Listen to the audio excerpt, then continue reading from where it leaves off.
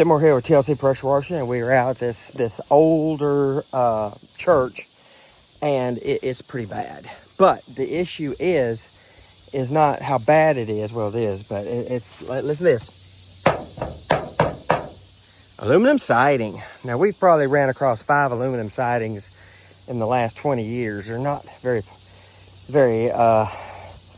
not very many of them left. Only in the older areas, older side towns.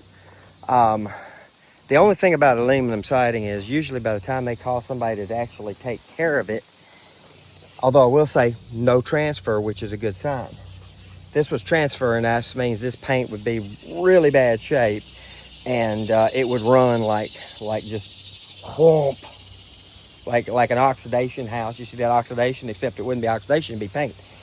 But the problem is, though, is all this mold and mildew is eating in the paint, and then you've got animals eating the mold and mildew, feeding off the mold and mildew.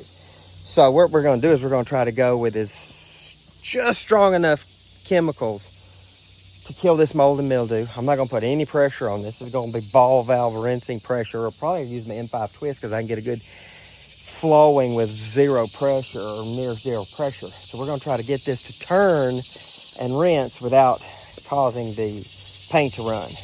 And then if they do, but they know, they always let them know. I don't know, can't guarantee this. It may not. I don't know. I can't say until I start spraying.